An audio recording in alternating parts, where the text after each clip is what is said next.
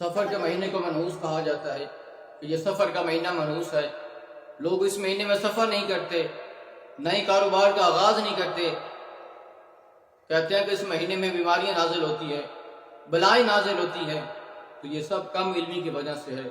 کوئی سفر کا مہینہ منحوس نہیں ہے، بلکہ حدیث مبارکہ ہے، بخاری شریف کی حدیث مبارکہ ہے کہ مصطفیٰ کریم علیہ السلام نے فرمایا لا سفر، کہ کوئی سفر کا مہینہ منحوس نہیں ہے.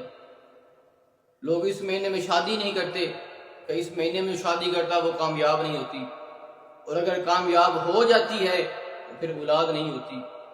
تو اسی سفر کے مہینے میں مولا علی سرکار رضی اللہ تعالیٰ عنہ کی شادی سیدہ طیبہ فاطمہ الزہرا رضی اللہ تعالیٰ عنہ سے ہوئی، اسی سفر کے مہینے میں ہوتی ہے.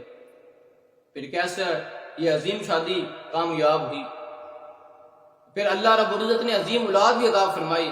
اولاد بھی کتنی نیک عطا فرمائی، حسنین کریمین ہیں، سیدہ زینب عطا فرمائی.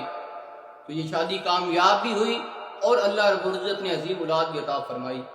تو سفر کا مہینہ کوئی منحوس مہینہ نہیں ہے. بتائیں باقی 11 مہینوں میں جو شادیاں ہوتی ہیں کیا وہ ساری کامیاب ہوتی ہیں؟ کیا وہ ساری شادیاں جو ہوتی ہیں 11 مہینوں کے اندر کیا سب کو اولاد ہوتی ہے؟